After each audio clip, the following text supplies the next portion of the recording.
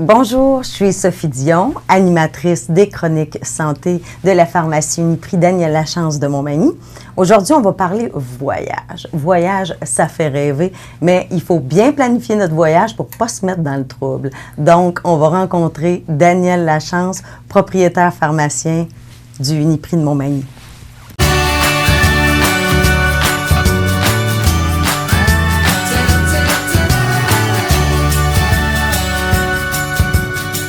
Allô, Daniel. Salut, Sophie. Ça va bien? Ça va, toi? Oui. Aujourd'hui, on va parler voyage. C'est sûr qu'avec le temps froid qui s'en vient, on a envie de partir au chaud. Mais pour partir la tête sereine, il faut s'assurer que tout est bien fait.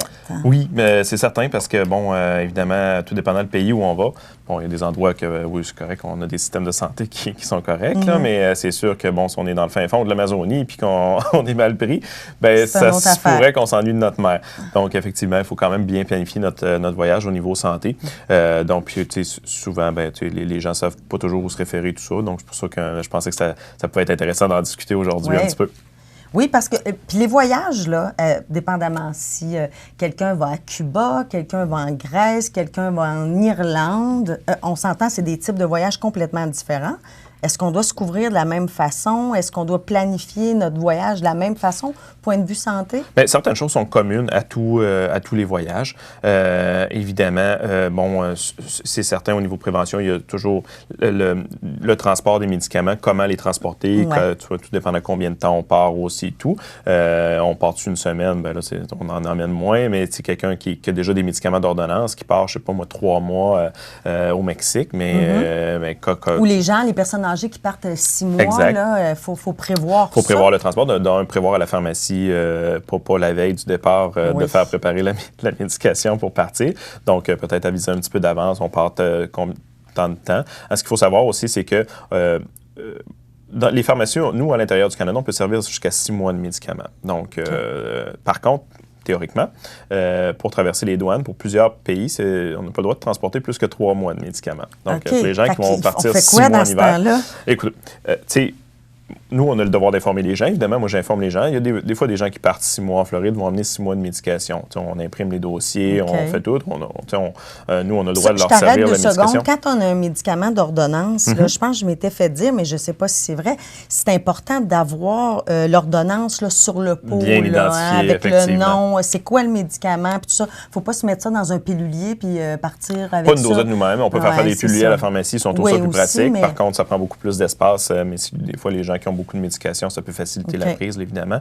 Cependant, il faut que ce soit dans les pots de la pharmacie avec l'étiquette bien identifiée. Parce qu'évidemment, aux douanes, ce qu'ils veulent éviter, c'est que ce soit de la drogue ou des comprimés non identifiés qui traversent.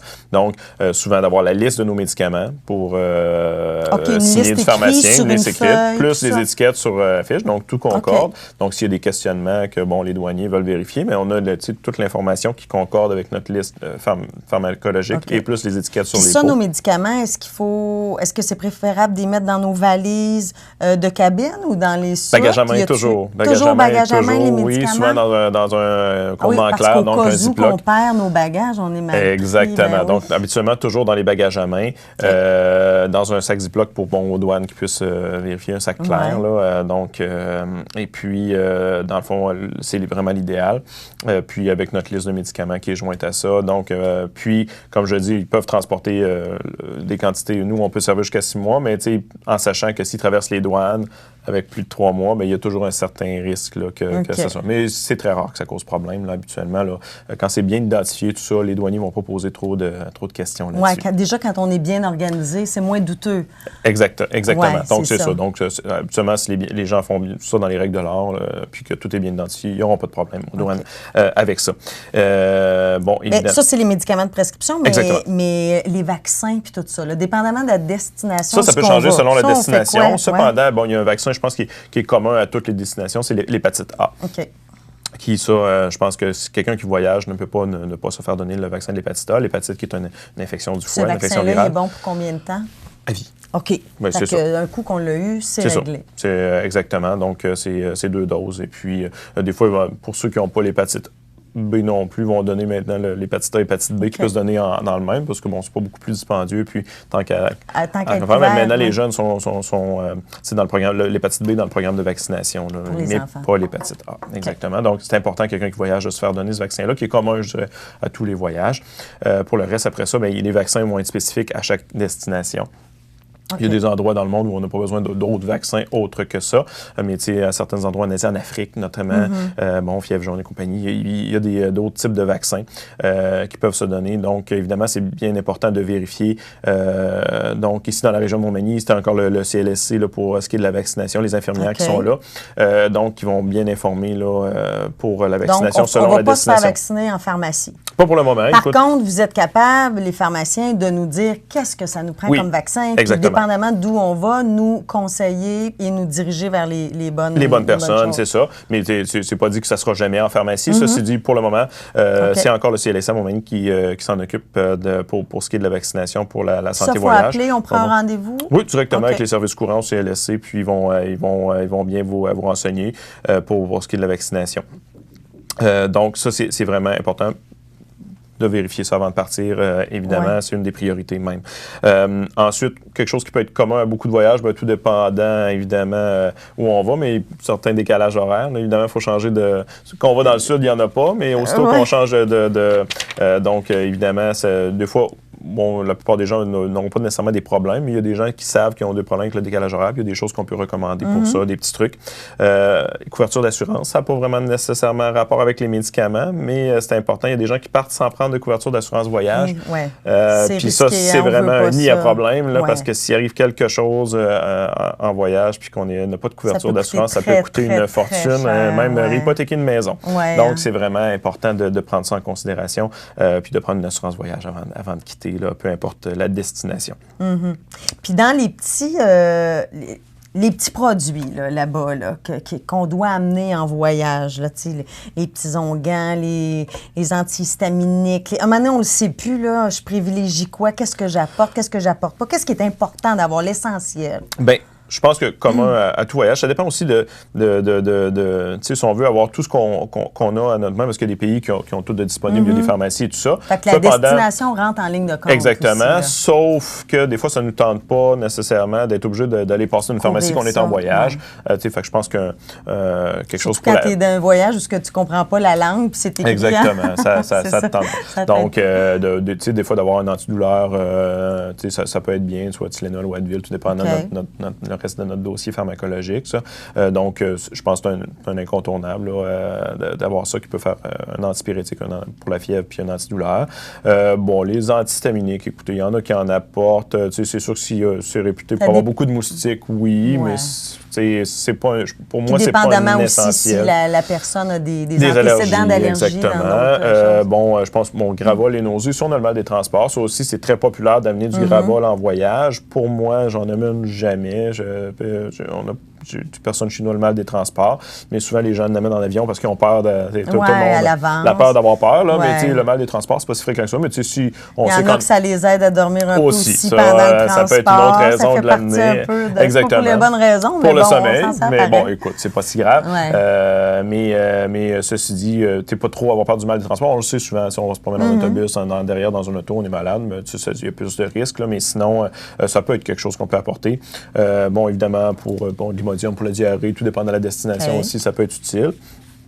Pour ce qui est des crèmes, tout ça, ben, les cosméticiennes peuvent bien conseiller pour les crèmes solaires, crèmes hydrater la peau. C'est toutes des choses qu'on ne veut pas courir après ça là-bas, surtout qu'on est dans des pays du sud. Et surtout ne pas faire l'erreur que j'ai déjà faite, acheter une crème solaire dans un genre de Dolorama ou quelque chose comme ça. Genre Banana Boat. Oui, puis ça coûte un gros coup de soleil. Oui, puis des fois, les très parfumés, il y a des excipients qui peuvent être allergènes aussi. Il y a des gens qui peuvent faire des bonnes réactions à ces crèmes-là. Donc, bon, effectivement, juste de s'assurer d'avoir une crème qui est recommandée par l'Association canadienne de dermatologie, puis bon, évidemment qui a une bonne couverture UVA, UVB, mais ça, soit le pharmacien ou le cosméticien peut bien renseigner là-dessus à la pharmacie. Je dirais que c'est pas mal l'essentiel, plus nos médicaments d'ordonnance. Par contre, il y a certaines... traîner diachylon, peut-être les plasters pour les ampoules. Souvent, en voyage, on marche beaucoup. Ça peut. Tout dépend de ce qu'on fait en voyage. Ça, quand on est dans le sud, sur le bord de la piscine, le risque d'ampoule est assez... assez limité. Si on est très actif, qu'on va courir, tout ça, ça peut. Là, on est mieux d'amener des choses pour l'acidité gastrique dans ce cas-là. Oui, ça, c'est... J'allais dire, c'est plus... Pour moi, c'est plus utile que le Gravol. Mais ça dépend de ce qu'on consomme. Mais évidemment, souvent, on change nos habitudes alimentaires. Ça peut amener des petits troubles digestifs. Donc, un petit antiacide, effectivement, j'amènerais ça pour moi avant le Gravol. Mais tu sais, c'est ça. Des pansements, souvent, dans tous les pays, ça se vend, tu sais, si on se blesse. C'est de ne pas trop surcharger les valises aussi, parce qu'évidemment, on veut respecter la grosseur des contenants aussi, pour tout ce qui est produit 30 ml dans le bagage à main. Avec le reste, tout ce qui est plus que 30 ml, il faut 100 ml, pardon, c'est 3 onces, mais il faut que ça soit mis dans le bagage en soute. Fait qu'on se fait une petite pochette avec les petites affaires de base en petit format. Exact. Puis on se traîne les plus gros formats dans les bagages de soute. Oui, exactement. Okay. C'est ça. C'est ça. Fait que pour les troubles de bagages qui peuvent arriver. Oui, c'est ça. Par contre, là, on parle des petites choses en vente libre, mais évidemment, certains pays, on peut prescrire, par contre, certains médicaments pour le pharmacien peut prescrire en prévention de certains problèmes de santé, quand on part que ce soit dans le sud ou ailleurs. Donc, comme par exemple, le plus courant qu'on va prescrire, c'est pour la diarrhée du voyageur, qui est quand même autour de jusqu'à 5 % des gens qui peuvent avoir un épisode de diarrhée en voyage. Ça vient briser un voyage. Évidemment, oui, c'est ça. Dans le sud, écoute, si on peut te traiter rapidement, oui, mettons. À la plage, sur le bord de la piscine. Non, c'est pas super. Dans le costume donc, de bain. ça, le pharmacien peut le prescrire. En fait, le pharmacien peut évaluer où votre destination vous allez, outre la vaccination. Par contre, peut évaluer les besoins qu'on a pour ce qui est de la médication prescrite. Est-ce qu'il faut aller voir on n'a pas besoin d'aller voir un médecin pour se faire prescrire ça? Vous pouvez le prescrire directement. Exactement. Mais c'est pas en vente libre? Non, c'est sous ordonnance du pharmacien. En fait, c'est qu'on va questionner. En fait, pourquoi c'est vraiment sous ordonnance? Mais on ne donne pas des antibiotiques en vente libre au Canada pour n'importe quoi. On ne veut pas que les gens commencent à acheter des antibiotiques puis se traiter pour des problèmes qu'il ne faudrait pas. Ouais. S'auto-traiter, exactement. Cependant, en prévention, comme ça, on peut le faire. Souvent, ce qu'on va faire, on va évaluer où vous allez, dans quel contexte aussi, hein, parce que il y en a qui vont en République pour les vacances, mais pour y aller pour un voyage humanitaire aussi. Ben oui. Donc, dans un 5 étoiles sur le bord de la plage, le risque de diarrhée est peut-être moindre que si on demeure 2 mois dans une famille en République. Donc, évidemment, c'est tout ça qu'on évalue. On évalue les besoins. Donc, que ce soit, c'est ça. Pour la diarrhée du voyageur, le plus fréquent, on va prescrire un antibiotique au cas où. Évidemment, des fois aussi, il y a le Pepto-Bismol qui peut être utilisé en prévention, qui est efficace. Mais on peut prescrire l'antibiotique si jamais on a un épisode. Fait qu'au lieu d'être le reste pendant 4 jours malade, puis revenir avec, perdre le voyage, un 24 heures, normalement 36 heures, puis déjà là, on est beaucoup mieux avec l'antibiotique. Donc, parce que c'est le colis qu'on peut traiter, hein, dans l'eau qui est contaminée, ou des fois les fruits non pelés, que ça peut avoir été lavé avec cette eau-là. Donc, exactement. Donc, qu'on est prudent. Mais ça peut être aussi quelqu'un qui va faire de l'alpinisme ou de la randonnée en montagne pour le mal aigu des montagnes, si on tombe plus haut qu'une certaine altitude, exactement. Donc, on peut prescrire la médication pour ça. Également aussi pour la malaria, comme en République dominicaine, par période, il faut prescrire une prévention pour la malaria. Donc, ça, on peut intervenir pour ça, le prescrire. Fait que c'est tous des petits problèmes comme ça qu'on évalue selon la destination, qu'on peut évidemment prescrire la médication appropriée pour ça.